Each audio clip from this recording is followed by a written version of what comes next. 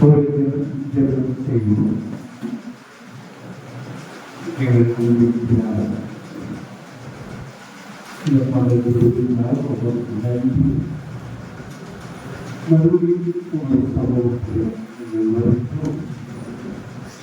இந்திய வார்த்தைகளை கற்றுக்கொள்ள என்னுடைய மனதை திறந்தவர் வேத வாக்கியங்களை வேத வாக்கியங்களால் நம்முடைய வாக்குகளால் நாங்கள் ஏற்றுக்கொள்ள எங்களை நாங்கள் கற்றுக்கொள்ளக்கூடிய பாடல்கள் என்னுடைய மனதிலே ஒரு அன்பு இருக்கிறோம். நாங்கள் மற்றவர்களுக்கு சொல்ல அது பயன்படுத்த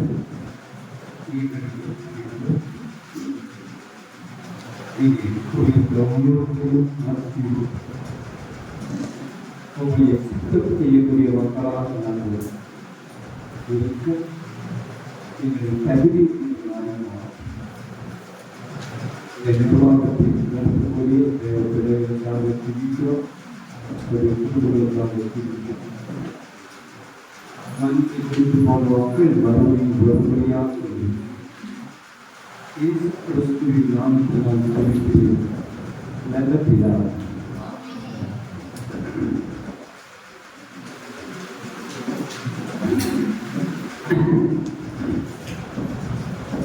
இந்த மாதிரி பேப்பர் நான் கொடுக்குறேன்.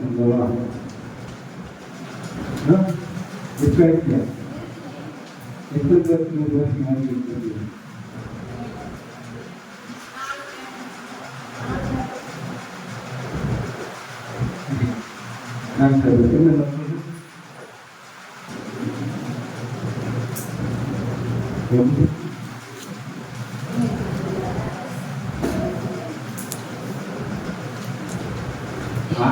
சொல்ல வேண்டாம்.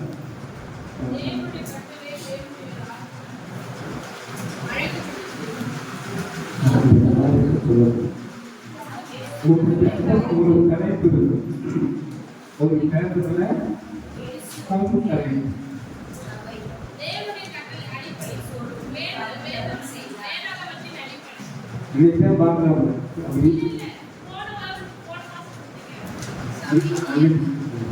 நான் அந்த ஊருக்கு கொடுத்து நீங்க பாருங்க.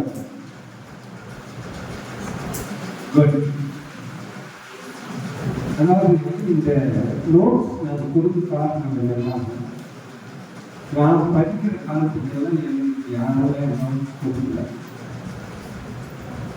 ஒரு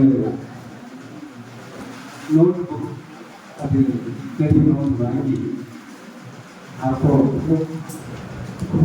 அதுக்கு டிவி பண்ணும்போது ரொம்ப கவனமாக இருந்தது. எனக்கு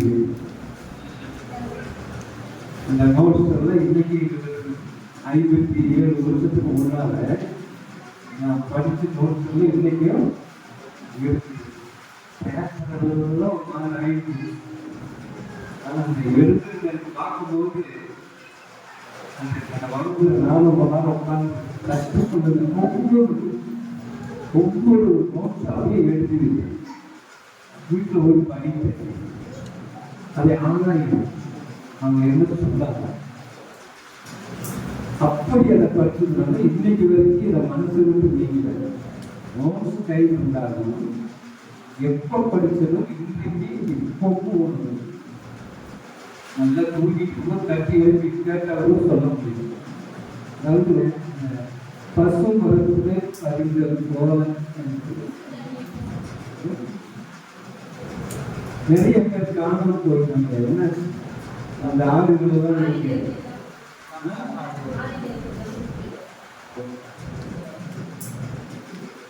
நாங்கள் கூட்டுதான் நடத்துவோம்.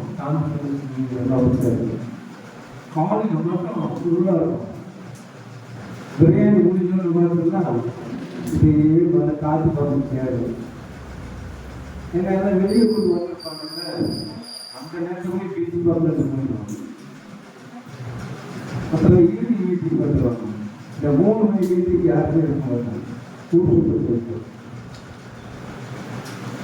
நாம நம்ம நிலைக்கு உட்காந்து கவனிப்போம். ஓகே, இன்றைக்கு நம்முடைய பாடம்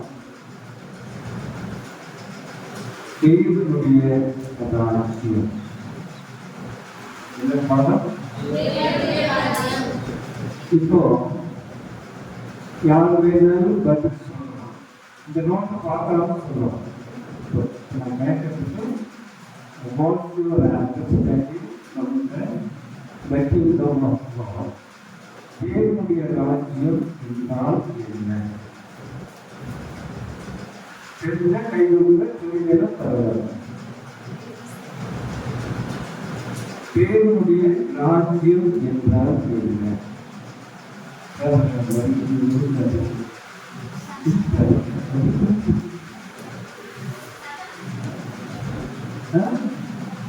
சபை. சரியா? சரியா? அமைப்பு நம்ம தொடர்ந்து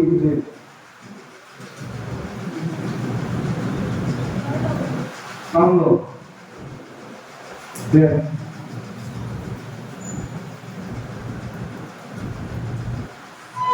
Total master now start.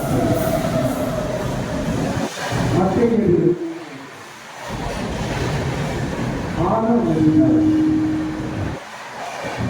Upati, moon round.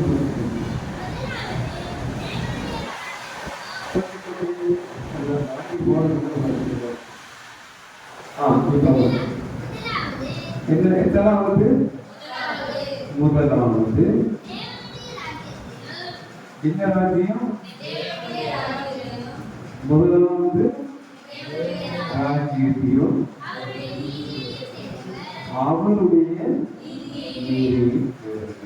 அப்பொழுது என்னெல்லாம் கொடுக்கப்படும்?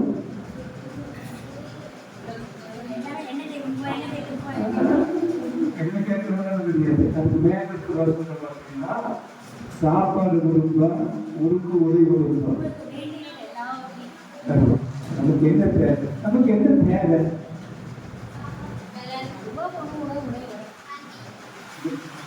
கண்டிப்பா இல்லை. சாப்பாடு உடுப்ப அதுக்குதான் வேணும். அதிகமாக ஒன்றும் பண்ண முடியாது. சரீரமே நம்ம ஆரோக்கியமாக வியாதியாகும். வியாதியை வாரம் கூப்பிட வேண்டாம், வியாதியை போன்னு சொல்ல வேண்டாம். வரும் கொஞ்சம் ரெஸ்ட் எடுத்து நினைச்சிருக்காரு. இப்போ மனுஷனுக்கு அடிப்படை தேவை இருக்கும். நேரத்துக்கு நேரம் கொட்டிக்கிறது சாப்பிட எத்தனை ட்ரெஸ்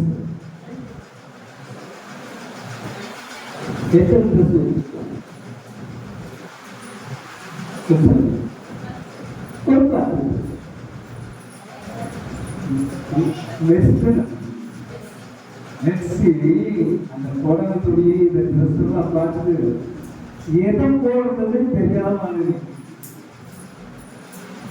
திடீர்னு போனவங்கெல்லாம் பார்த்துட்டாங்க. நீ போடாம போனோம். ஆடை எவ்வளவு இருக்குதுன்னு பிரச்சனை இல்லை. ஆடை நிறைய இருக்கிறதுனால மேன்மை இல்லை, இல்லைங்கிறதுனால கிடையாது. உணவு சிங்கக்குட்டிகள்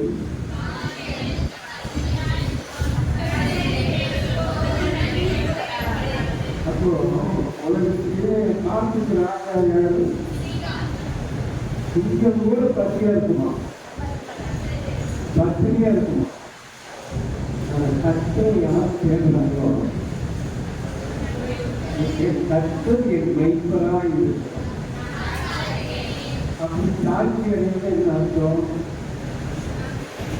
நான் குறைவுபட மாட்டேன்.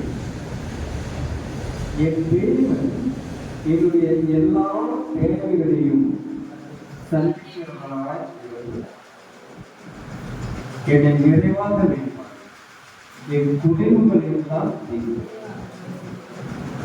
அதுதான்.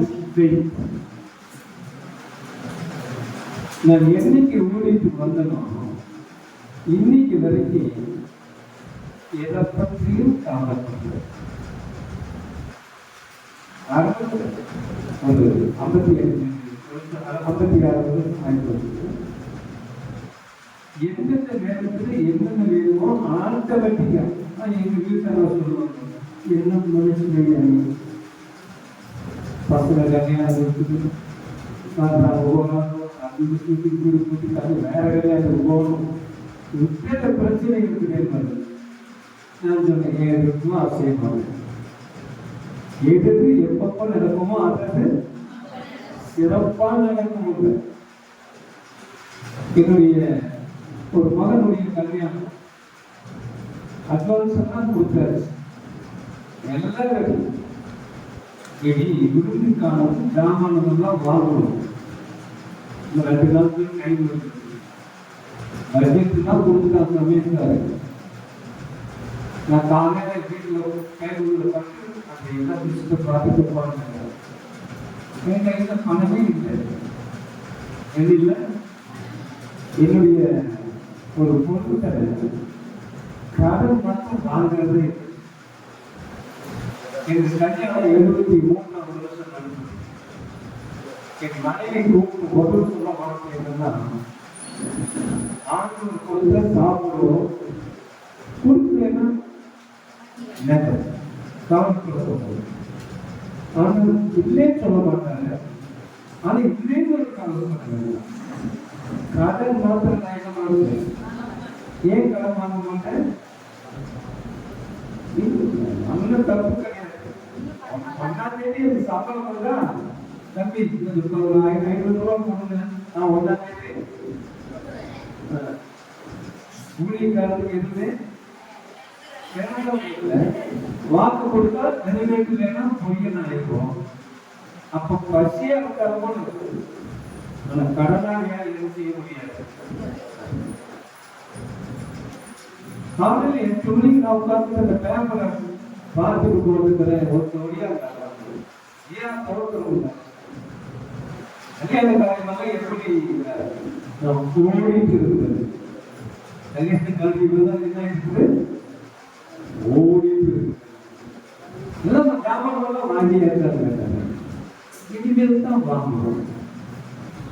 வாங்கலன்னு சொல்லு, இன்னும் 3 நாள் கிடையாது. இனிமேல் தான் வாங்கணும். பட்ஜெட் எல்லாம் போட்டுக்கிறாங்க. பட்ஜெட் எல்லாம் போட்டேன். Then I want to go to market. So என்ன செய்யணும்,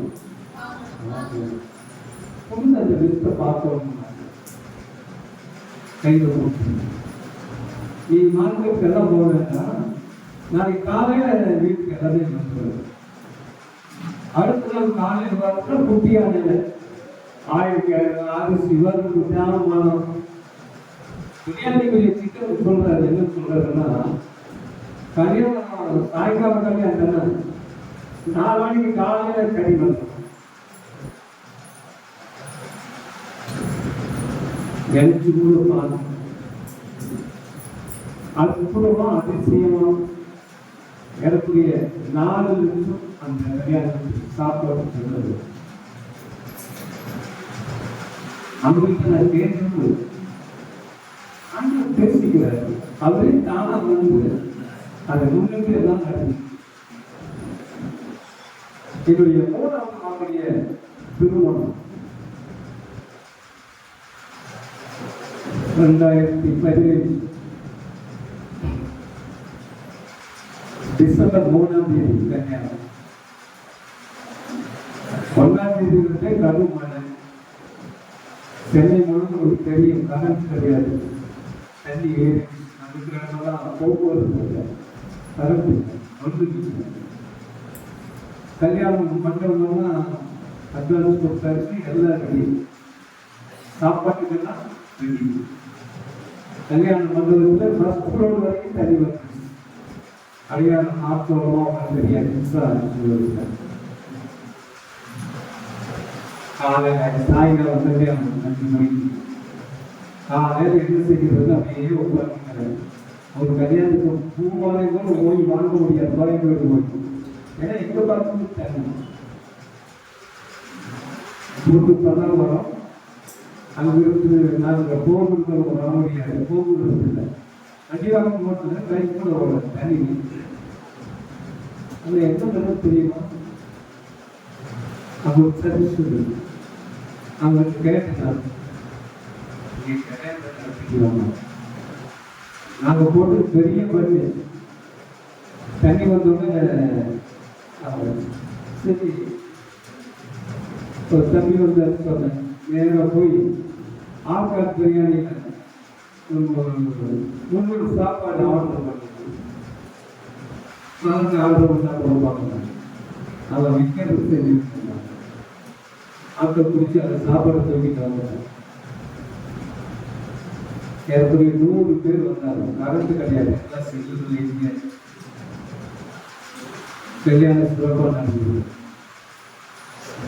பெண் வீட்டுக்காரர் சாப்பாட்டுக்காக 1 லட்சம் ரூபாய் எனக்கு கொடுத்தாங்க.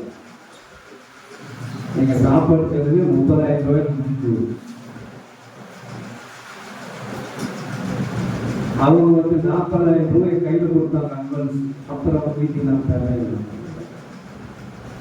15 பேருக்கு 2 பேருக்கு 30 ரூபாய் மீதி 25,000 ரூபாய் அவங்க கூட்டு கையில் விட்டுது.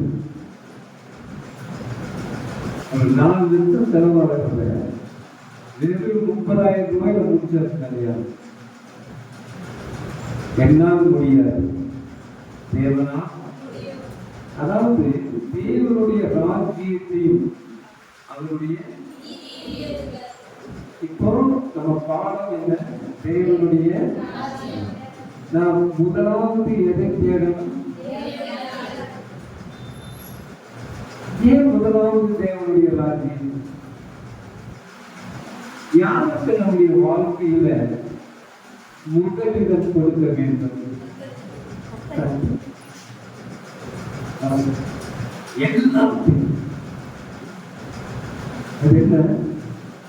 ராக்கெட் விடுறாங்க. நான் எவ்வளவு பாடுபட்டு இந்த பேப்பர் சரி பண்றேன், அவன் ராக்கெட் விடுறான். அது என் கண்ணு முன்னாலே.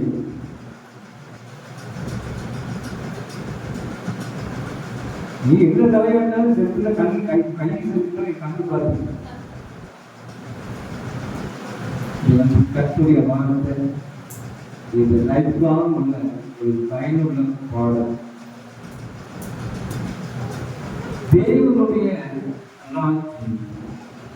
மத்தேயு சுவிசேஷம் 3ஆம் அதிகாரம்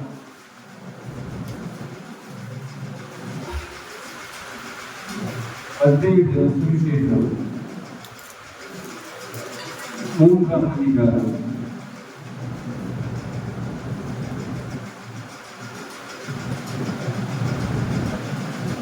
2வது வசனம்.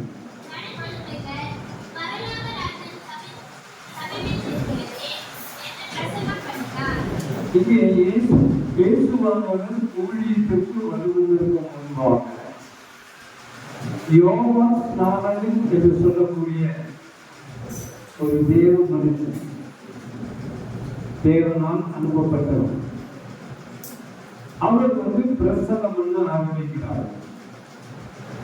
அவர் என்ன செய்கிறார்? என்ன என்று பிரசங்கம் பண்ணுகிறார்? அப்போ அந்த ஜனங்களுடைய வாழ்க்கை எப்படிப்பட்டதா இருந்தது? மனத்துவார்கள். அவர்கள் தங்களுடைய விருப்பப்படி வாழ்ந்தார்கள். தங்களுக்கு சுத்தமான காரியங்களை செய்து தந்தார்கள். அப்ப தேவனுடைய வார்த்தை அங்கே யோவான் ஸ்நானகனாலே சொல்லப்பட்டு என்ன வேண்டும்? நீங்கள் மனம் திரும்ப வேண்டும். ஏன் நீங்கள் மனம் திரும்ப வேண்டும்? தேவனுடைய ராஜ்யம் சமீபம் பக்கமா இருக்குது. சரி, இப்போ மத்தேயு சுவிசேஷம் 6ஆம் அதிகாரம் 9வது வசனம் 10வது வசனம்.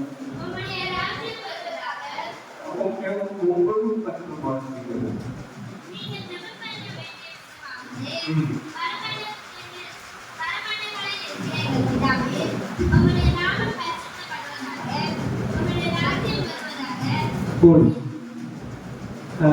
நம்ம ஜெபம் பண்ண வேண்டியிருக்கிறோம். நம்முடைய பிதா அல்லது அப்பா எங்கே இருக்கிறார்? பரலோகம். நம்முடைய தேவன் அல்லது நம்முடைய தகப்பன், நம்முடைய அப்பா எங்கே இருக்கிறார்?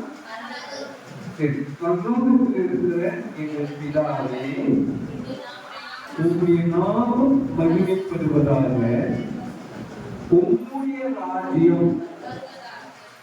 அப்ப உம்முடைய தேவா, தேவனுடைய.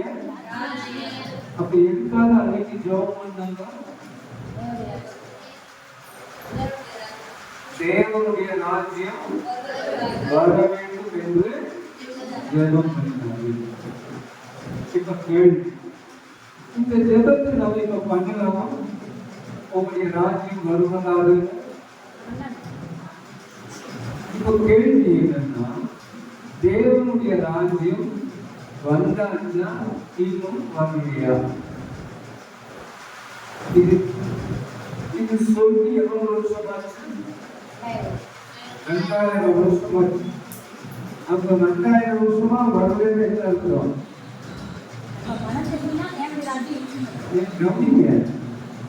தேவனுடைய ராஜ்யம் அல்லது பரலோக ராஜ்யம் சமீபமாக இருக்குது. எப்படி இருக்குது? இப்ப இயேசு ஊழியத்துக்கு வந்ததுனால அவர் ஜெபிக்க கற்றுக் கொடுக்கும் பொழுது அந்த நாமத்தை வருவதற்காக நீங்கள் என்ன செய்ய வேண்டும்? ஜெபம் பண்ண வேண்டும். அதுவே பிதாவே, உங்களுடைய ராஜ்யம் வர வேண்டும். இந்த பூமிக்கு என்ன வர வேண்டும்? இப்போது ராஜ்யத்துக்கு தலைவர் யாரு? ராஜா. ஒரு ராஜ்யத்துக்கு தலைவர் யாரு? ராஜா, சக்கரவர்த்தி சொல்லலாம். மகாராஜா. இப்ப இது யாருடைய ராஜ்யம்? தேவனுடைய ராஜ்யம். அப்ப தேவனுடைய ராஜ்யம் இயேசு ராஜாவாய் இருக்கிறார். இயேசு யாராய் இருக்கிறார்? இப்ப இயேசு ராஜாவாக இருக்கிறாரா? ராஜாவாக வரப்போறாரா?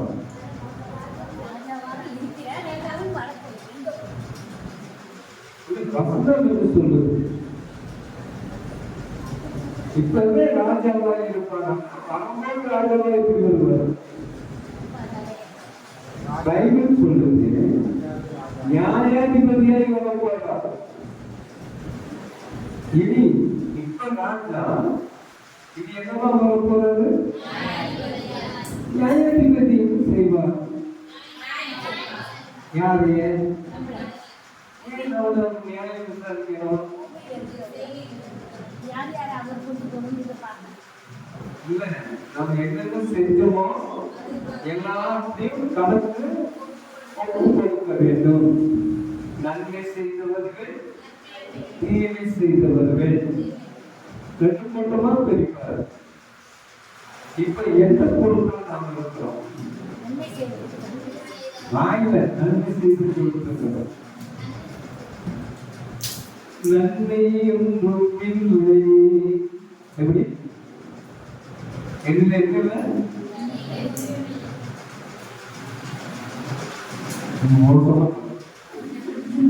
நன்மை ஒன்றும் இல்லை. சொல்றது நான் நன்மை செய்ய விரும்புகிறேன், என்னால முடியல, போராட. நன்மை செய்ய அறிவும் அதை செய்யாமல் போனா யாக்கோபு 4:17 நன்மை செய்ய அறிவும் அதை செய்யாமல் போனா என்னவாக பாவம். பாவம் செய்கிற ஆத்மா சாகும். பாவத்தின் சம்பளம் மரணம். இப்ப பாவம் இருந்தால் ஆமா நன்மை செய்யாம போனோம், அது என்னவா ஒருத்தர் போய் வெட்டுதான் பாவம் வரல. ஒருத்தருக்கு பசி இருக்கிறதுனால ஒரு சாப்பாடு கொடுக்கணும், அது பொருள் பாவம். உன்னை இன்னொரு பிறரை பேசிக்கிறோமா? சாப்பிட கருவிச்சாரு யாராவது வந்துருப்பாங்க. சாப்பிட்டு போது என்ன பண்றோம்? ஏன் வாங்க கூப்பிட்டு ஒரு காக்கா தெரியுமா? எப்படி இருக்கும்? காக்கா அதை சொல்ல அந்த காக்காவுக்கு தான் ஆதாரம் அடிச்சிருக்கோம். அவங்க சொந்தக்காரங்கெல்லாம் ஒரு சவுண்ட் கொடுத்து எல்லாருமே வந்துருவாங்க. நான் என்ன செய்ய முடியுமா? இவங்க காட்சி துரத்தி விடும். நானும் ஒரு ஜீவன், இந்த நாயும் ஒரு ஜீவன். இதெல்லாம் யாருக்கு சொல்லிக் கொடுத்தாங்க? நம்ம காக்கத்தை போல இருப்போமா, நாயை போல இருப்போமா? வேண்டாம் பண்றாங்க. ஓகே, இப்போ தேவனுடைய ராஜ்யத்தை தேடுங்கள். எப்ப தேடணும்? மத்தேயு 6:33 எப்ப தேடணும்?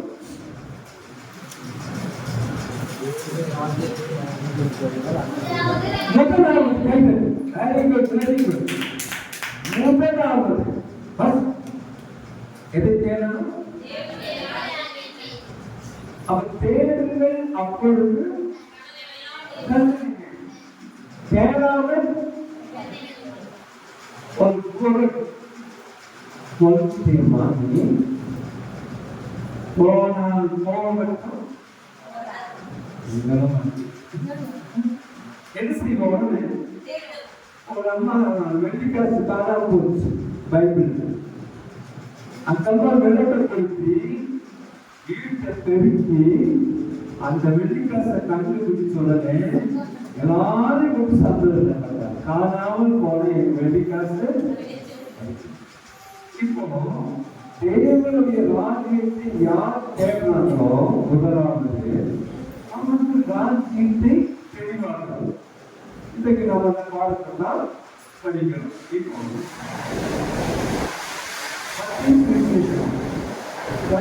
3ஆம் அதிகாரம் 24வது வசனம். அதெல்லாம் வாசிக்கணும், தெளிவா வாசிக்கணும். மத்தேயு 13ஆம் அதிகாரம் 24வது வசனம்.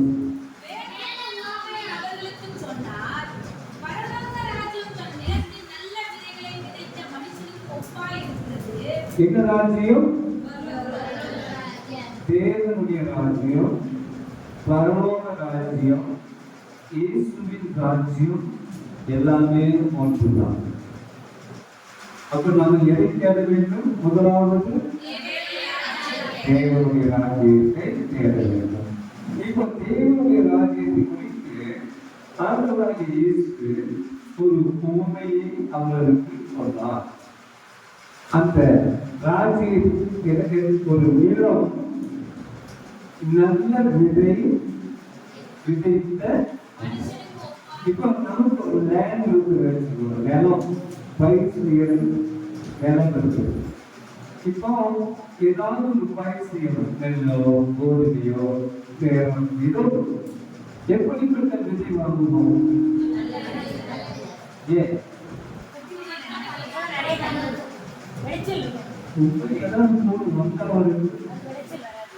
அதுடைய வரலாறு நம்ம போய் செலக்ட் பண்ணுவோம். நல்லது என்ன? நல்லது. அப்ப தேவனுடைய வார்த்தை என்ன விதையாக இருக்கிறது? 1 பேதுரு 1ஆம் அதிகாரம் 1 பேதுரு 1ஆம் அதிகாரம் 23வது வசனம். அறிவுள்ள வித்தினாலே அந்த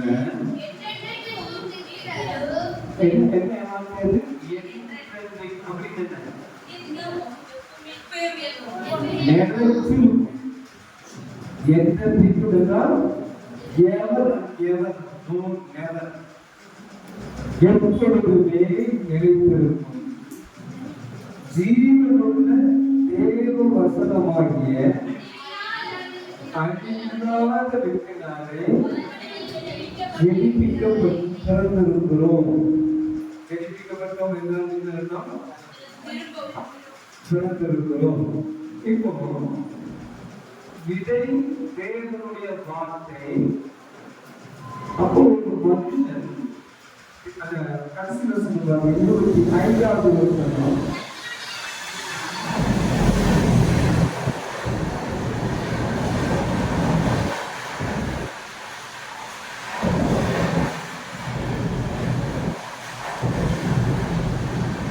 கர்த்தருடைய வசனமோ என்றென்றைக்கும் நிலைத்திருக்கும். தேவனுடைய வசனம் எவ்வளவு காலத்துக்கு இருக்கும்? வானம் அழிந்து போகும், பூமியும் அழிந்து போகும், வசனமும் என்றென்றைக்கும் நிலைத்திருக்கும். இப்போ நாங்கள் உங்களுக்கு சுவிசேஷமாய் அறிவிக்கப்பட்டிருக்கிற வசனமும் இறுதி. அப்போ தேவனுடைய ராஜ்யத்துல வசனம் என்பது சுவிசேஷம். அப்ப நாம் எல்லாம் என்ன ஆக வேண்டும் என்று வாசிக்கிறோம். யோவான் சுவிசேஷம் 18ஆம் அதிகாரம் 36ஆம் வசனம். யோவான் சுவிசேஷம்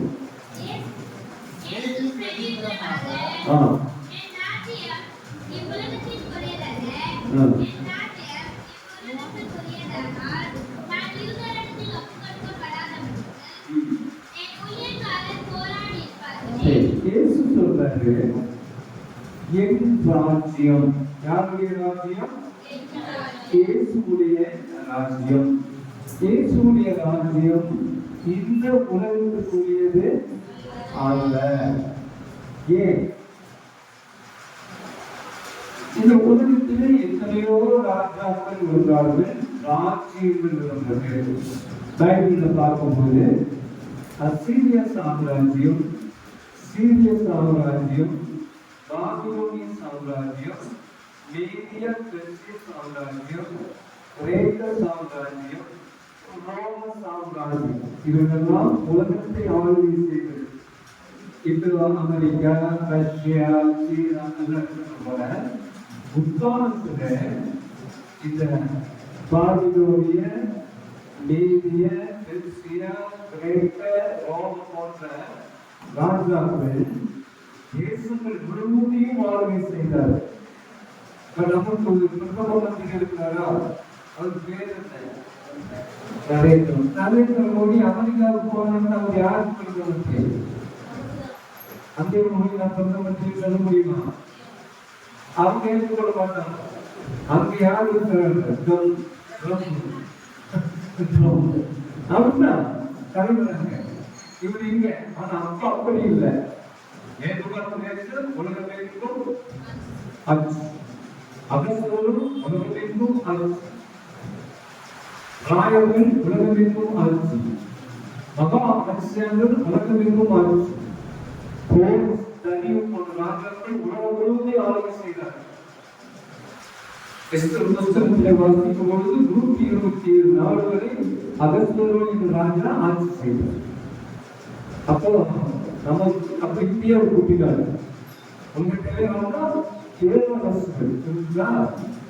ஆனா அந்த ராஜ்யங்கள் எல்லாம் இப்படி இருக்கிற இல்லையா? இல்ல. ஏன்?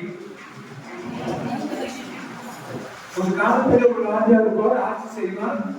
அதுக்கு பின்னாடி என்ன தெரியாது. அந்த கோயிலும் நம்ம வேகம் இந்தியாவில் வரும்போது புத்தர்கள் வந்தார்கள், மௌலிகர்கள் வந்தார்கள், அசோகர் வந்தார், அக்பர் ஆகிய நிறைய பேர் ராஜாக்கள் சொல்லுவாங்க. அக்பர் தானே தெரியவா இல்லையா? அக்பர்னா ஒரு ராஜா, இஸ்லாமிய ராஜா. அவுரங்கசீப்னா ஒரு ராஜா, அவர் இஸ்லாமிய ராஜா. அதுக்கு பிரிட்டிஷ் ஆளுகை செய்தார் இந்தியாவில். 1947 வருஷம் தான் நமக்கு இந்தியாவுக்கு என்ன இருந்தது? யார் கையில் சுதந்திரம் இருந்தது? ஆங்கிலேயர்கள், பிரிட்டிஷ் பீப்புள் கையில் இருந்து நமக்கு என்ன இருந்தது? இப்ப அந்த ராஜ்யங்கள் எல்லாம் இருக்குதா? ஆனா ஆண்களுடைய ராஜ்யத்தை குறித்து நாம் வாசிக்கிறோம். லூக்கா எழுதின சுவிசேஷம் 1ஆம் அதிகாரம். லூக்கா சுவிசேஷம்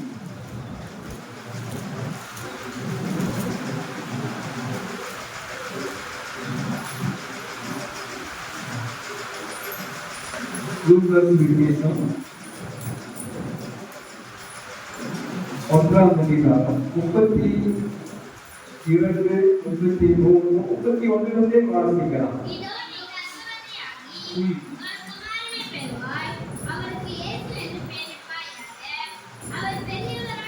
இயேசு என்னவாயிருப்பார்? பெரியவராயிருப்பார். அவர் யாருடைய மகன்? உன்னதம் என்றால் என்ன? பரலோகத்தின் தேவனுடைய மகன் என்று சொல்லப்படுவார்.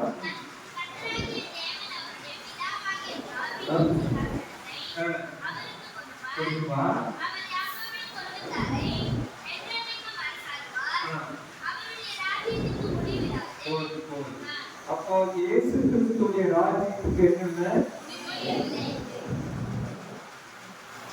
இயேசு பிதாவுக்கு முன்னாடி சொல்றாரு. யோவான் 18ஆம் அதிகாரத்தில் நாம் வாசித்தோம், என்னுடைய ராஜ்யம் பூமிக்குரியது அல்ல. என்னுடைய ராஜ்யம் பூமிக்குரியது அல்ல. இப்போ ஒரு 2 கொரிந்தியர் எழுதிருக்கோம். 2 கொரிந்தியர்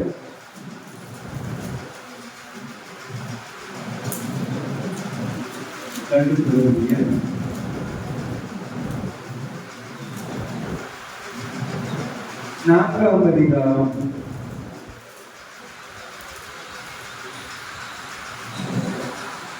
17ஆவது வசனம். மேலும் காணப்படுகிற வைபவங்கள் அல்ல, காணப்படாதவைகளை நோக்கி இருக்கிற நமக்கு அதிசீக்கிரத்தில் நீங்கும் லேசான நம்முடைய உபத்திரவம் மிகவும் அதிகமான நித்திய கனமகிமை உண்டாகுகிறது. 18ஆவது வசனம்.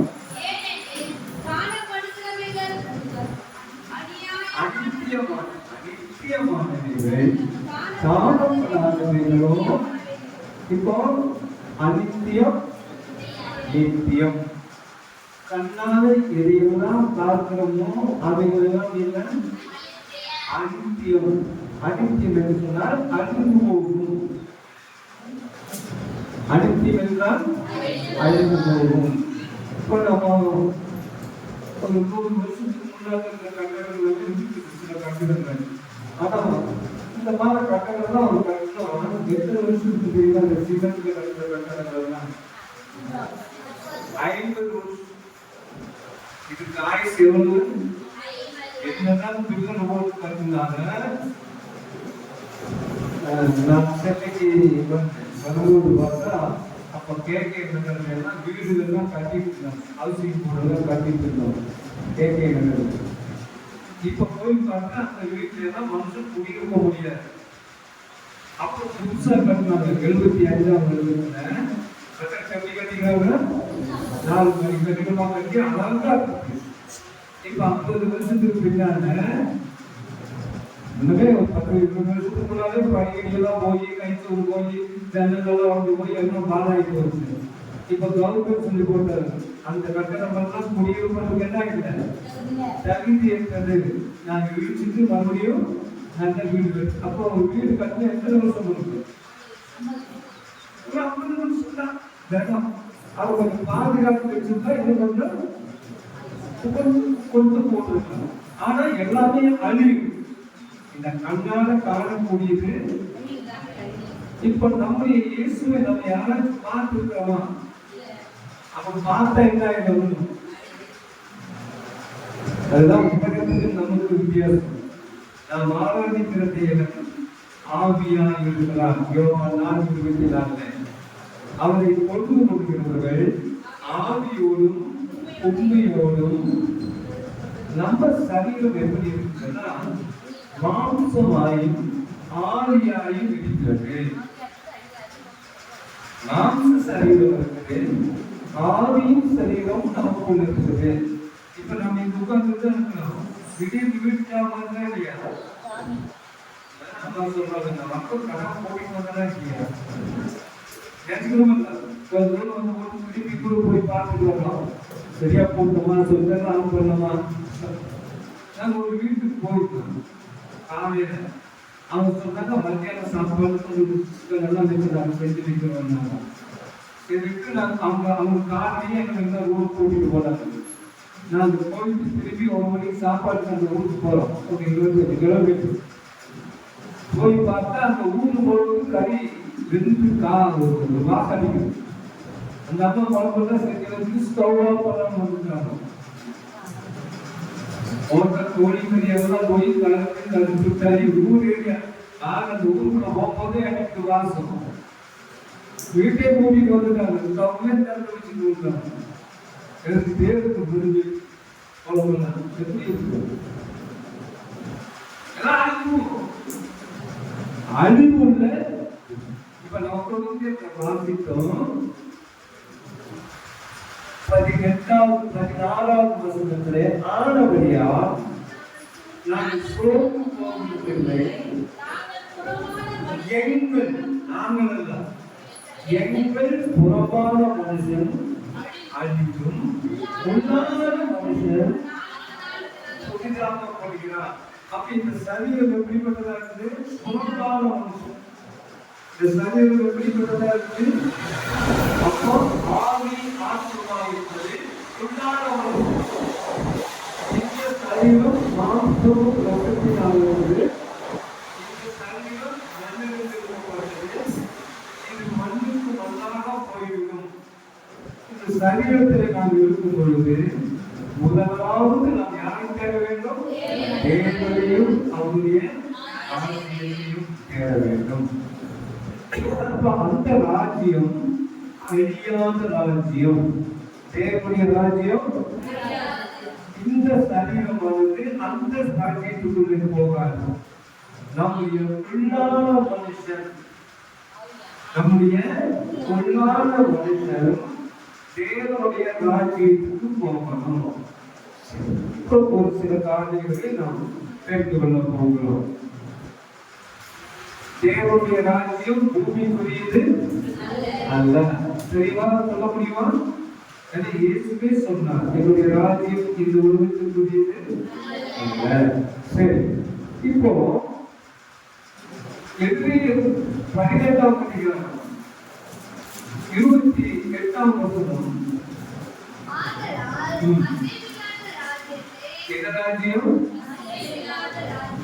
அப்போ அசைவில்லாத ராஜ்யம் என்று சொன்னால், அப்ப இன்னொரு ராஜ்யம் என்ன ராஜ்யம்? இப்ப இந்த பூமியில் இருக்கிற ராஜ்யங்கள் எல்லாம் அசையும் ராஜ்யம். அப்ப தேவனுடைய ராஜ்யம் எப்படிப்பட்ட ராஜ்யம்? அசையாதுதான் நிலைத்து இருக்கக்கூடிய ராஜ்யமாக இருக்கிறது. ஏன் சொல்றாரு? இந்த பூமியில நம்ம மனசுக்கு முன்னாலே லூக்கா எழுதிய சுவிசேஷம் 22ஆம் அதிகாரம், லூக்கா 22ஆம் அதிகாரம் 14வது வசனம். லூக்கா 22:14.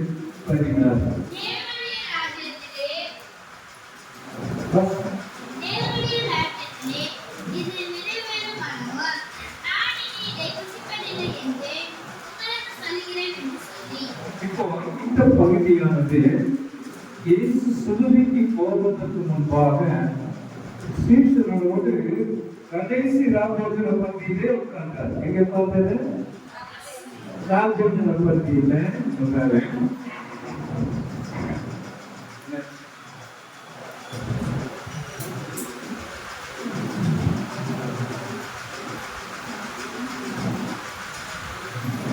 வாசிக்கலாம். தேவனுடைய ராஜ்யத்திலே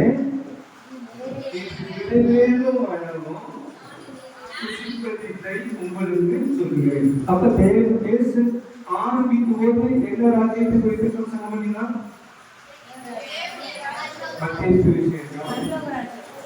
4ஆம் அதிகாரம் மத்தேயு சுவிசேஷம் 4ஆம் அதிகாரம் 17வது வசனம்.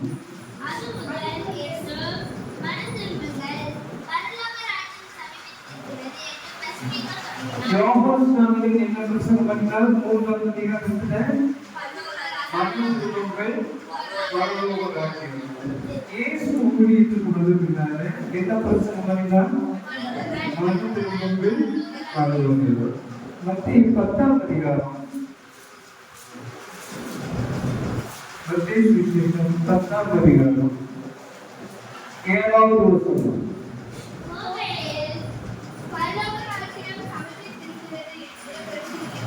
அப்போ சீஷர்கள் அதாவது அப்போஸ்தலர்கள் அவர்கள் எங்க பிரசங்கம் பண்ணினார்கள்?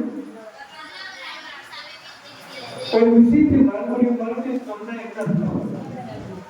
அந்த வார்த்தை மிகவும் முக்கியமானது. அப்ப யோவான் ஸ்நானகன் பரலோக ராஜ்யத்தை பிரசங்கம் பண்ணினார். இயேசு பரலோக ராஜ்யத்தை பிரசங்கம் பண்ணினார். சீஷர்களும் இந்த லூக்கா சுவிசேஷம் 24ஆம் அதிகாரம் லூக்கா சுவிசேஷம் 24ஆம் அதிகாரம்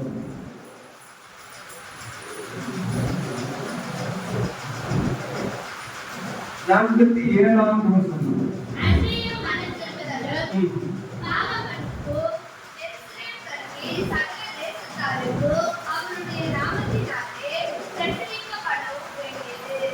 இப்போ இயேசு மரித்து அடக்கப்படப்பட்டு உயிரோடு எழுந்த பின்னால என்ன பிரசங்கம் பண்ண வேண்டும் என்று சொல்கிறார்? மனம் திரும்புவதிலும் பாவம் மன்னிக்கும். மனம் திரும்புவதிலும் அப்ப தேவனுடைய ராஜ்யத்தில் என்ன இருக்குது? மனம் திரும்பும் பாவம் மன்னிப்பு பெறும். இப்போ அப்போஸ்தலர் 2ஆம் அதிகாரம் 38வது வசனம். அப்போஸ்தலர் 2ஆம் அதிகாரம். அப்போ தேவனுக்கு முதல் சுவிசேஷ பிரசங்கத்தை செய்கிறார். அந்த ஜனங்களை பார்த்து சொல்கிறார், ஆயிரக்கணக்கான மக்கள் இருக்கிற இடத்துல, நீங்கள் மனம் திரும்பி பாவ மன்னிப்புக்கு இயேசு கிறிஸ்துவின் நாமத்தினாலே ஞானஸ்நானம் பெற்றுக்கொள்ளுங்கள். இப்போ மனம் திரும்பின மக்கள் என்ன செய்யணும்? ஞானஸ்நானம் பெறணும். எதுக்காக ஞானஸ்நானம் பெறணும்?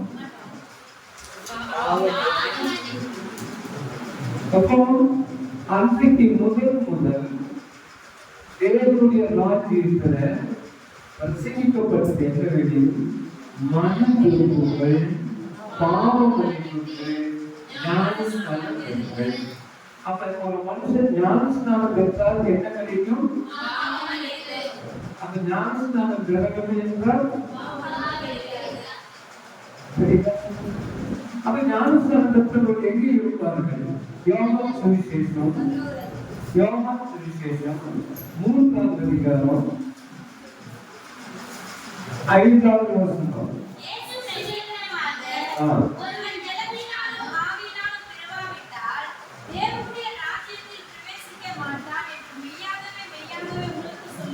அப்போ ஒரு தேவனுடைய ராஜ்யத்தில் பிரவேசிக்க வேண்டுமானால் அவன் என்ன செய்ய வேண்டும்? ஜனத்தினாலும் ஆவியினாலும் ஞானஸ்நானம் பிறக்க வேண்டும். அவன் ஞானஸ்நானம் பெறும் பொழுது பாவ மன்னிப்பு பெறுகிறான். அப்ப அவன் எந்த ராஜ்யத்தில் இருக்கிறான்? இப்ப நான் தேவனுடைய ராஜ்யத்திலே இருக்கிறேன்னா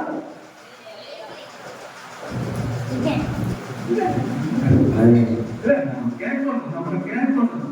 நிறைய பேர் சொல்லுவாங்க, நான் போறேன் சர்ச்சுக்கு பார்த்து அந்த சர்ச்சில் மெம்பரா சேர்த்து அது வந்து ஜீவன சுற்றுல பேர் இருக்கக்கூடாது. நம்ம மனத்திற்கு பாவி மன்னிப்புக்கு ஞானஸ்நானம் பெறும் பொழுது பாவ மன்னிப்பு பெறுகிறோம். கர்த்தர் அவருடைய ராஜ்யத்திலே அவன் என்ன செய்யறாரு? இந்த ராஜ்யம் ஒரு பூமிக்குரிய ராஜ்யம் அல்ல. இந்த ராஜ்யம் ஆவிக்குரிய ராஜ்யம் தேவனுடைய ராஜ்யம். புரிஞ்சுதா? சொல்லணும். நான் முடிச்சோன்னு இருக்கிறதுல இங்க வந்து சொல்லணும். கவனிச்சா மாத்திரம் வந்தாங்க. இப்போ நாங்கள் ஆசிரியராக இருந்து உங்களுக்கு கற்றுக் கொடுக்கிறேன் இல்லையா? நீங்க நல்லா கற்றுக்கொள்றதுனால என்ன செய்யணும்? யாருக்கு யாருக்கா சொல்ல மாட்டேன். நான் ரொம்ப நல்லவீங்க, யாருக்கும் சொல்ல மாட்டோம். எனக்கு தெரிஞ்சா நான் ரட்சிக்கப்பட்டிருக்கிறேன், நான் பாவ மன்னிப்பு பெற்றிருக்கிறேன், நான் தேவனுடைய ராஜ்யத்திலே அவருடைய பிள்ளையாக இருக்கிறேன். அப்ப என்னை சுற்றி இருக்கிற மக்கள் எல்லாம் எங்க வரணும்? தேவனுடைய ராஜ்யத்துக்கு கொண்டு வர வேண்டிய வேலை யாருடைய வேலை? நம்ம வேலை இல்லை, என்னுடைய வேலை சொல்லு. நம்ம வேலை சொல்லி பொதுவாக ஒரு சரித்திரத்துல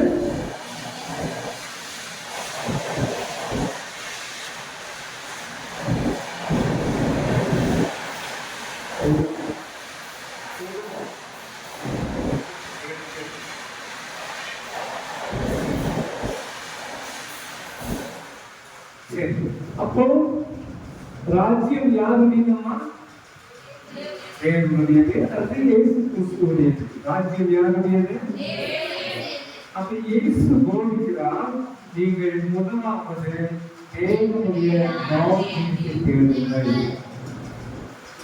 அப்ப தேவனுடைய ராஜ்யம் என்ன என்று சொன்னால் மத்திய சுவிசேஷம் 15ஆம் அதிகாரம், மத்திய சுவிசேஷம் 16ஆம் அதிகாரம்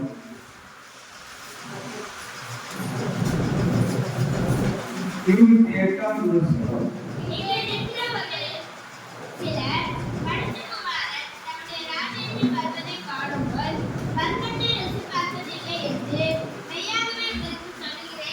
மனுஷகுமாரன் தான் இயேசு கிறிஸ்து.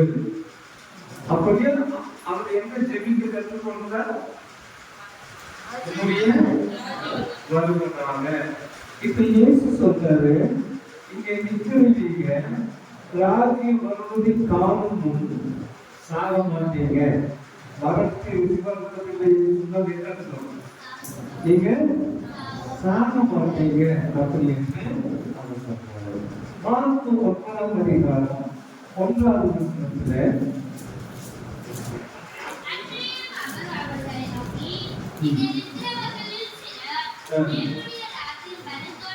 மரணத்தோடு வருவதை காணும் முன், மரணத்தை சாகவில்லை, மரணத்தை விசுவாசத்திலே என்பது என்ன அர்த்தம்? நீங்க சாக மாட்டீங்க. அப்ப தேவனுடைய ராஜ்யம் வரும், சமீபமாக இருக்குது, வரும். இப்ப மத்திய அப்போஸ்தலர் நடவடிக்கைகள் 1ஆம் அதிகாரத்துல சீஷர்கள் உயிர்த்தெழுந்த இயேசுவை பார்த்து ஒரு கேள்வியை கேட்கிறார்கள். அப்போஸ்தலர் 1ஆம் அதிகாரம் 6ஆவது வசனம்.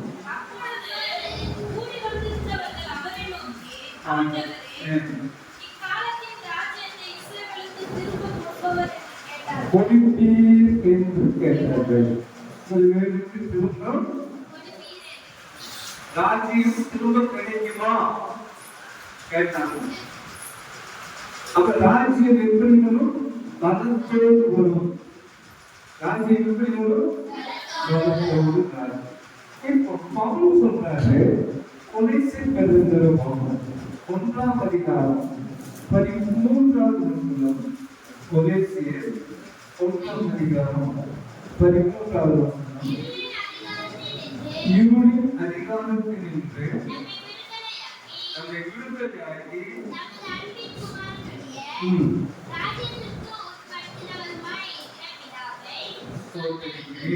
இப்போ நம்ம எதற்குரியவர்களாய் இருந்தோம்? இருளுக்குரியவர்களாய் இருந்தோம். இருளுக்கு தலைவர் யார்? பிசாசு.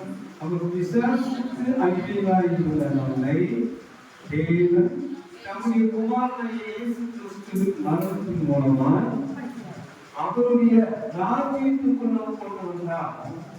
எப்ப ராஜ்யத்துக்குள்ள வந்தோம்? ஜலத்தினாலும் ஆவியினாலும் பிறக்கும் பொழுது ஞானஸ்நானத்தின் மூலமாக யாருடைய ராஜ்யத்திலே பிறக்கிறோம்? நாம பிறக்கும் போது நாம யாருடைய குழந்தைகள்? தேவனுடைய. சின்ன குழந்தை யார் பராமரிக்கணும்? அந்த குழந்தை சொல்றாங்க, நானே வந்துட்டேன், நானே வந்துட்டேன், நானே கொடுத்துட்டேன். நாளைக்கே சொல்லணும். ஒரு பையன் சொன்னான் டிவியில, நான் 6 நாள் 9 நாள் நடந்தேன், நானே தனியா பண்ணணும். கதை எடுக்கிறேன். ஒரு குழந்தைன்னா அது மாதிரி இருக்கணும். தமிழ் உருவம் தரணும், செலுத்து குடிச்சு நடக்கணும், ஸ்கூல் குடிச்சு நிற்கணும். அர்த்தம் அப்புறம் கட்டப்பட்ட பேசணும். அப்புறம் தாத்தா அம்மா சொல்லணும். எடுத்து இங்கிலீஷ் பேச முடியும்.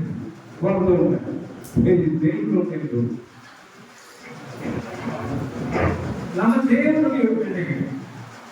நீங்கள் வாழவும்படி சொல்றது. அவங்க சொல்றாரு, புதிதாய் வயது சொல்றாரு, புதிதாய் பிறந்த குழந்தைகளை போல வாழும்படி காரணமில்லாத ஞானம் காணாதிய தேவ வசனத்தின் மீது வாஞ்சையாக இருங்கள். அது எப்படி இருக்குது? இரண்டாம் அதிகாரம் முதல் 3 வருஷங்களை படிக்கும் போது நம்ம இந்த விஷயங்களை நாம் படிக்கிறோம்.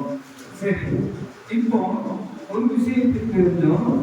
இயேசு கிறிஸ்துவுக்கு ஒரு ராஜ்யம் இருக்கிறது. இயேசு கிறிஸ்துவுக்கு ஒரு அப்ப இயேசு கிறிஸ்து யாராக இருக்கிறார்?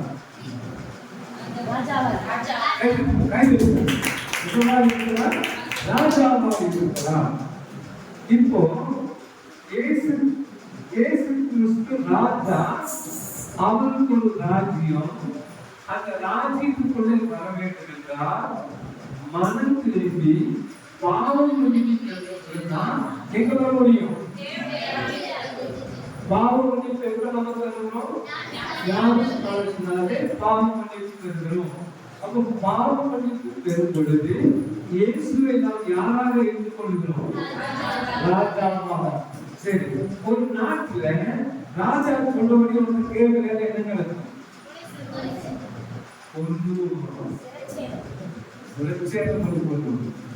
தேசத்தை விட்டு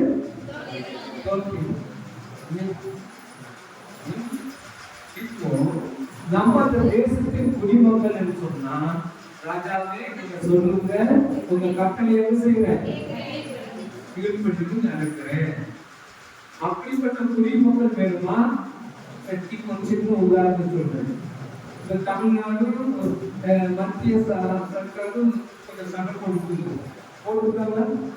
எங்களுக்கு சலுகைகளா கொண்டு பண்றது, பணம் கொண்டு பண்றது, அது சொல்லி பேசிட்டு இருந்தாங்க. இப்போ பாகிஸ்தான் சண்டை வந்துருச்சு. சண்டை வந்து இப்ப எல்லாரும் எப்படி இருக்காங்க? ரொம்ப ஒற்றுமையா இருக்கிறாங்க. எங்களுக்கு கூட நான் சண்டை போட்டுருக்கோம், அது வேற. ஆனா இந்த நாட்டுக்கு ஒரு ஆபத்து வந்தா நாங்களே எப்படி இருப்போம்? ஒரு வீட்டுல பார்த்தோம்னா அண்ணன் தம்பி இருப்பாங்க, ஒரு சண்டை போட்டுருப்பாங்க. ஆனா பக்கத்து வீட்டுல சண்டைக்கு ஏதாவது வந்தாங்கன்னா இந்த வீட்டுக்குள்ளேயே என்ன செய்வாங்க? ஏன் இந்த பிரச்சனை எங்க பிரச்சனை? நம்ம எல்லாம் ஒண்ணு. ஆனா வீட்டுக்குள்ள பார்த்தா நம்ம சண்டை போட்டுருப்போம். கல்லம் பண்ணி சண்டை போட்டு அண்ணன் தம்பி என்ன பண்ணி எல்லாம் போட்டுருப்பாங்க. ஆனா எதிரி வர்றாருன்னா எல்லாரும் அது போல இந்தியாவுக்கு பிரச்சனை வந்தது. இந்தியாவுக்கு எல்லா மக்களும் இருக்காங்க. இப்ப எனக்கு பணம் கொடுக்கல, அது கொடுக்கல, யாரும் பேச மாட்டாங்க. எல்லாம் செய்யணும், எதையும் தோற்றம் அப்படி. அதுபோல நம்ம தேவனுடைய ராஜ்யம் அதை தேட வேண்டும் என்று இயேசு கற்றுக் கொடுத்தார். இரண்டாவதாக, தேவனுடைய ராஜ்யம் பூமிக்குரிய ராஜ்யம் அல்ல, ஆவிக்குரிய ராஜ்யம். தேவனுடைய ராஜ்யம் ருசிக்கும் குடிப்பும் உள்ள பரிசுத்த ஆவியானவரும் சந்தோஷம். தேவனுடைய ராஜ்யம் என்று சொல்லும் பொழுது ஆவிக்குரிய ராஜ்யத்திலே நோக்கர்கள் தேவனுடைய ராஜ்யத்திலே இருக்கிறார்கள். அவர்கள் எங்கிருந்து வந்தார்கள் என்றால் இருளின் அதிகாரத்தில் இருந்து பிசாசின் அடிமைத்தனத்தில் வந்து நம்ம ஏனாக்கினாங்க விடுதலை ஆகி ரொம்ப 8ஆம் அதிகாரம் 16ஆம் வசனத்தின்படி அப்பா பிதாவே என்று கூப்பிடுகிற புதிய ஸ்ரீகாரத்தை ஆவியை நமக்கு தந்திருக்கிறார். அப்போ கடவுளை அல்லது பிதாவாகிய தேவனை அப்பா யார் இந்த குடிமக்கள் தான் சொல்ல முடியும். இந்த குடிமக்கள் தான் செய்ய முடியும். அப்பா என்று சொல்ல முடியும். மற்ற மக்கள் எப்படி செய்ய முடியாது, சொல்ல முடியாது. நாம் நேரத்தை கொடுப்பாக வேண்டும்.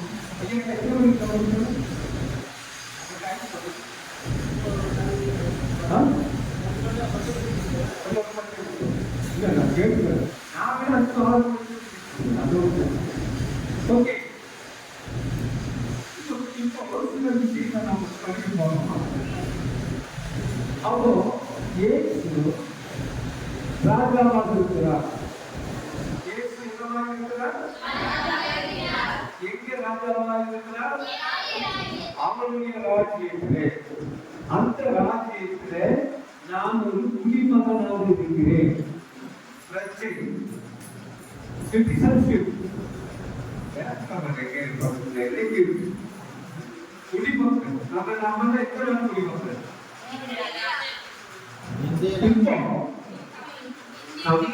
இந்தியா நாட்டு குடிமக்கள். இந்திய நாட்டுக்கு நம்ம எல்லாரும் எதுனால இந்திய நாட்டுக்கு எப்படி ஆனீங்க? இந்தியாவில் இருக்கிற இந்த நாட்டை பிறந்ததுனால நம்ம என்ன சொல்லுவோம், இந்த நாட்டுக்கு பாகிஸ்தான் மொழி சொல்ல முடியுமா? ஆப்பிரிக்கா மொழி சொல்ல முடியுமா? போனா வேலை விட்டு போனா இருக்கலாம். ஆனால் பிரச்சனையாக இருக்க முடியாது. இப்ப நம்ம தேவனுடைய ராஜ்யத்தில் குடிமக்களாக இருக்கிறோம், பிரஜையாக இருக்கிறோம், குடியுரிமை பெற்றிருக்கிறோம். பிதாவை அப்பா என்று கூப்பிடக்கூடிய அது எதனால வருது? நமக்கு ஜனத்தினாலும் ஆவியினாலும் ஞானஸ்தானம். ஞானஸ்தானம் என்பது ஒரு மறுபிறப்பு. மறுபிறப்பு பண்ணிருக்கிறதால நாம புதிய மனுஷனாக இருக்கிறோம். பழைய மனுஷன் என்ன ஆகிட்டான்? இப்ப இருக்கிறாங்க இல்லையா? அப்பப்போ வருவான், கோபம் வருவான். அதை வராதே இல்லையா? பழைய மனுஷன்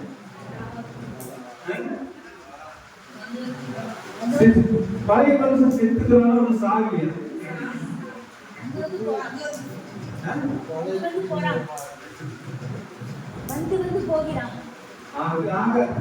தலை நசுக்கும். ஆம் என்ன செய்வாங்க?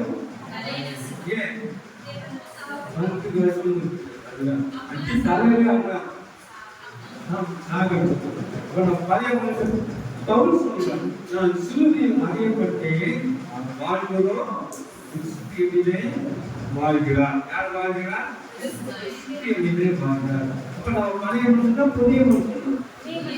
புதிய மனுஷன் எப்படி இருக்கும்? ஒரு சின்ன உதாரணம் சொல்றேன், கவனிக்கணும். நீங்கள் குழந்தைக்காக இருக்கிற இப்போ ஒரு மாசம் ஆயிடுச்சு, அது கஷ்டமா பேசணும், பொய் பேசணும், திருடுமா, ஒளிஞ்சிருக்குமா, சிரிக்கும், அருந்தும் சிரிக்கும், சாப்பிடும், தூங்கும், விளையாடும், விழுமா. ஏன் அது தெரியாது. அதான் புது மனுஷன். நமக்கு எல்லா காரியங்களும் இருக்கு. தந்திரம் மந்திரம் பேசும்போது ஊசியில் இருக்கிறதா நான் பேசுவேன். அப்படின்னு நறுக்கு சொல்லுமா குழந்தைங்க அது. அப்ப கிறிஸ்துவுக்குள் வந்ததுனால நாம் யாரா இருக்கிறோம்? புது குழந்தையா இருக்கிறோம். The newborn baby. புதிய மனுஷனா இருக்கிறோம். புதிய மனுஷனா இருக்கிறதா சொல்லுங்க வாயில. ஆனா நம்ம மனசை கொண்டு பார்க்கும்போது எங்கடா அது போயிடணும். எங்க அம்மா சாப்பாடு கட்டிட்டு போனாங்க. கொஞ்சம் கூட ஒட்டிட்டு சாப்பிடுறதுக்குள்ள எல்லாம் கொஞ்சம் இருக்குது. பரவாயில்ல, அது சொல்லுங்க. மறுபடியும் நல்லா போய் கேட்டுக்குவான், நல்லா கழுவிக்குவான். இன்னொரு எங்க வீட்டுல எங்க மருமக்கள் எங்க வீட்டுல தனியா எல்லாம் வச்சு வச்சிருக்காங்க. நல்லா சுத்தமா வேலை பண்ணி வச்சிருக்காங்க. இப்போ மறுபடியும் மத்தியானம் சாப்பாட்டு போறாங்கன்னா அந்த தட்டை இன்னொரு வேலை வலிக்கிட்டு தண்ணியெல்லாம் உடைச்சிட்டு புரிந்து உடைச்சிட்டு இது ஒண்ணுதான் சாப்பாடு வைக்கும். இவன் பார்த்து அந்த சாப்பாடு போட்டு மட்டும் சாப்பிட்டாரு. 7 மணிக்கு எப்படி இருக்கணும்? இப்ப நாம எப்படி இருக்கும்? கொஞ்சம் இங்க வந்து கொஞ்சம் கொஞ்சம் அந்த புதுசு கொஞ்சம் நேற்று சாப்பாடு கொஞ்சம் வச்சுட்டு இருக்குங்க.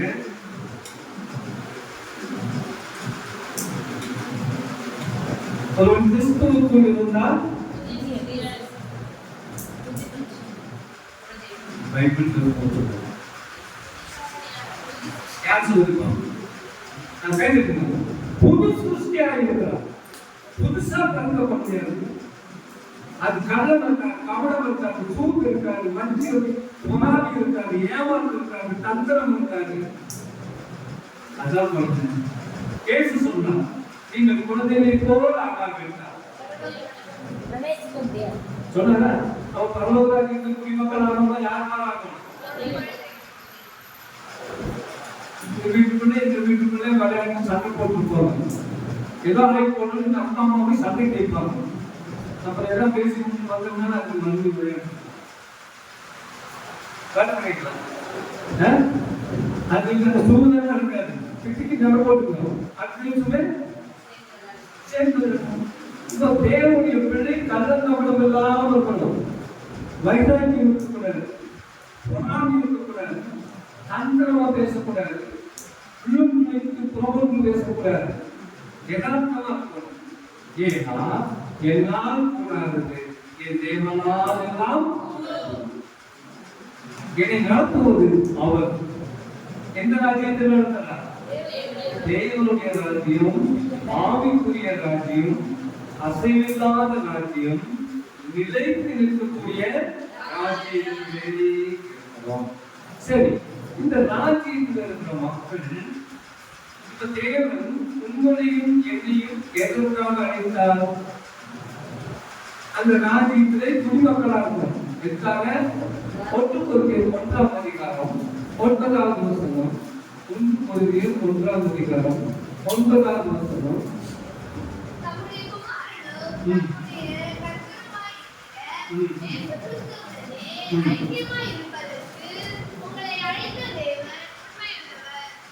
எதுக்காக நம்மை அழைத்திருக்கிறார்? யாரோடு? இப்போ இயேசு என்ற ஒரு மரம், இயேசு என்ற மரம், அந்த மரத்துல நீங்களும் நானும் நம்ம எல்லாருமே கிளைகளாக இருக்கிறோம் இல்லையா? யோவான் 15:6 நான் காய்ச்ச செடி, நீங்கள் என்னவாக இருக்கிறீர்கள்? கொடிகளாக இருக்கிறீர்கள். செடியிலே கொடி கிடைத்திருந்தால் மிகுந்த அந்த கொடி தனியாக இருந்தாங்க காண்பு கண்மடப்பு செடியில கண்டிருக்கு வரைக்கும் எப்படி இருக்காது? உயிரோடு இருக்கு, பசுமையா இருக்கு. அப்புறம் பசுமையா இருந்தா அப்புறம் தான் பார்க்க மக்கள் அது கட் பண்ணிட்டு என்ன ஆயிருக்கும்? அப்போ நம்முடைய ஐக்கியம் யாரோடு? யோவான் சுவிசேஷம் 1ஆம் யோவான் நிருபம் 1 யோவான்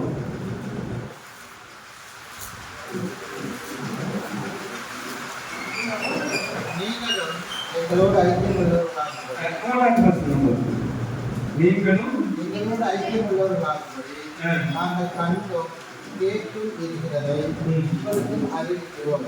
எங்களுடைய ஐக்கியம் பிதாவோடும் அவருடைய குமாரனாகிய இயேசு கிறிஸ்துவோடும் இருக்கிறது. நம்முடைய ஐக்கியம் யாரோடு இருக்கிறது? பிதாவோடும் அவருடைய குமாரனோடும். அப்ப இயேசு கிறிஸ்துவோடு இருக்கிறேன். அப்ப நாம் எல்லாரும் எப்படி இருக்கும்படியாக அழைக்கப்பட்டிருக்கிறோம்? 1 கொரிந்தியர் 1ஆம் அதிகாரம் 9வது வசனத்துல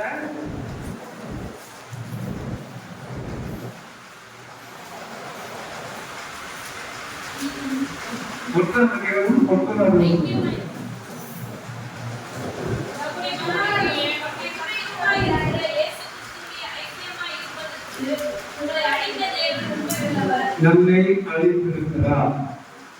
இப்போ இயேசு எனக்கு என்னவாக இருக்கிறார்? ராஜாவாக இருக்கிறார். அந்த ராஜா என்னை விசேஷத்தினாலே அழைத்திருக்கிறார். எதற்காக அழைத்திருக்கிறார்? யாரோடு? நான் பரிசுத்தனாக இருக்கிறேன். இயேசு என்னவாக இருக்கிறார்? அப்ப நீங்கள் எப்படி இருக்க வேண்டும்? கேட்கணும். நான் இருக்கிறேன்னா என்ன கேட்கணும்? ஒட்ட முடியாது. அவரோட ஐக்கியமா இருக்கணும். அவன் போல ஒட்ட முடியும். இல்லைன்னா சேர்க்க மாட்டார். நான் பரிசுத்தனாய் 1 பேதுரு 1ஆம் அதிகாரம் 1 பேதுரு 1ஆம் அதிகாரம் 25வது வசனம்.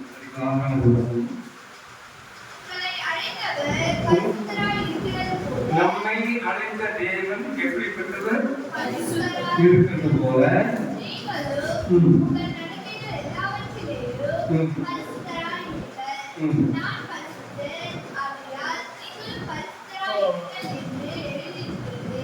ஆண்டவர் பரிசுத்தமானவர். நீங்கள் என்னவாக இருக்க வேண்டும்? என்னை அழைத்தவர் பரிசுத்தமானவர். எதற்காக? பரிசுத்தமாக இருக்க முடியாது. அதற்காக நம்மை அழைத்திருக்கிறார். அப்ப அழைத்த அழைப்புக்கு ஏற்றபடி நாம் என்ன செய்யணும்? நம்முடைய நடக்கை வாயில பரிசுத்தம் அல்ல, நம்முடைய வாழ்க்கை என்னைக்கெல்லாம் பரிசுத்தமா இருக்கணும். ஞாயிற்றுக்கிழமை காலையில 9 மணிக்கு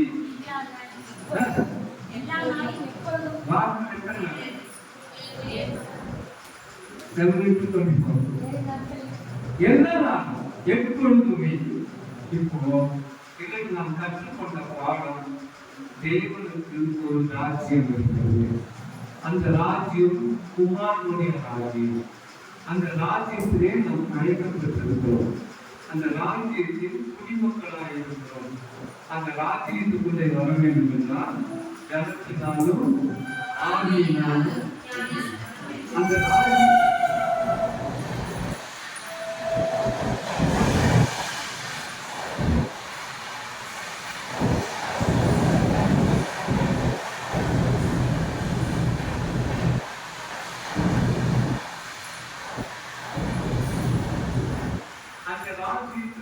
குடிமக்கள் ஐக்கியம் உள்ளவர்களாக இருக்கணும்.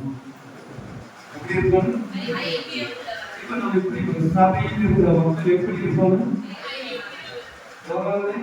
வஞ்சகம், அவங்க மட்டமா நினைக்கிறது, அற்பமா நினைக்கிறது, அது கற்றுடைய குடும்பமாக இருக்கணும். ராஜ்யமாக இருக்கிறது. எல்லாருக்கும் சந்தப்பட்டோம். ஐக்கியம் இல்லை. ஐக்கியம் இல்லைன்னா உடம்பு போயிடும். இந்த சூழலுக்கு எல்லாம் இதுக்குள்ள கருது இருக்கா? தனித்தனியா இருக்குது. ஒன்னொரு சார்ந்து போட்டு கட்டி இருக்கிறாங்க. தனித்தனியா வச்சிருந்தா தப்பே தான் இருக்கும். இப்ப சீக்கிரமா போகாது. ஏன்? அந்த சபையில் இருக்கக்கூடிய எல்லா விசுவாசிகளும் எப்படி இருக்கணும்? என்னுடைய ஐக்கியம் யாரோடு இருக்க வேண்டும்? தேவனோடு இருக்க வேண்டும். அதோடு கூட நம்மை சுற்றியுள்ள மக்களோடு நல்ல ஐக்கியம் இருக்கணும். நம்ம ஐக்கியம் இல்லை சொன்னாங்க. ஆண்கள் சொல்வாங்க, எனக்கு தெரியாது. இந்த எனக்கு எவ்வளவு கஷ்டமா இருக்கும். பேர் என்னன்னா சமித்ரா போறாங்க. இன்னைக்கு சாயங்காலம் 6 மணிக்கு ஒரு கல்யாணம் இருக்கு. அந்த கல்யாணத்துல போகணும்னு எங்க பாப்பா போய் நிற்கும் போது 6 மணிக்கு எப்படி இருக்கும்? 5 மாசம் பிரியாணி அன்றாவது நம்மளும் கல்யாணம் அன்று போகுது தெரிஞ்சு. அங்க போகணும்னா நம்ம ஐயோ பக்கத்துல உனக்கு தெரியாது. அதை பார்த்து அவங்களும் வெளியாகியா கிடையாதியா. அப்ப ஆண்டவர் நமக்கு தெரியாதுன்னு சொன்னா எப்படி இருக்கு? இயேசு சொல்றார், நான் உங்களோடு நிலைத்திருக்கிறேன், நீங்கள் என்னோடு நிலைத்திருக்கிறீர்கள். நீங்கள் நிலைத்திருந்தால் மிகுந்த நீங்கள் மிகுந்த கனிகளை குறிப்பீர்களானால் பிதா உங்களிலே பிரியமாயிருப்பார். புரியுதா? அப்ப முதலாவது நிச்சயம், இரண்டாவது நான் தேவனுடைய ராஜ்யத்திலே இருக்கிறேனா, நான் மூன்றாவது அந்த ஐக்கியத்திலே இருக்கிறேனா, எங்களுக்கு வேறு எண்ணங்கள் வேறு சிந்தைகள் இருக்குதா என்று நம்மை சோதித்து பார்த்து எது வேண்டாமோ கடவுள் தூக்கி செய்யணும், கலாசி போட்டோம். எதற்கு வேண்டாமோ ஆண்களுக்கு எதெல்லாம் பிடிக்காதோ அதை செய்யணும். சரியா? அப்போ முதலாவது நாம் என்ன செய்யணும்? முடிவா தேவனுடைய ராஜ்யம் உள்ளது, தேவனுடைய சபை. சபைக்கு இன்னொரு பேர் என்ன? ராஜ்யம். இன்னொரு பேரு குடும்பம். போடணும். நிறைய பாடங்கள் இருக்குது, நம்ம ஒவ்வொன்றாய் படிப்போம். எல்லாமே ஆண்டவரோடு இணைந்திருந்ததுன்னா வேதம் சொல்லுகிறது. தேவனுடைய ஆசீர்வதிப்பாக. அடுத்த மாசம் பாதிப்பு கேள்வியோடு வருவேன். எல்லாம் பாடம் எல்லாரோடு கொடுக்கணும்னா அது வந்து உங்களுக்கு பாடம் கேள்வி கஷ்டப்பட மாட்டேன். நீங்க கவனிச்சிட்டீங்கன்னா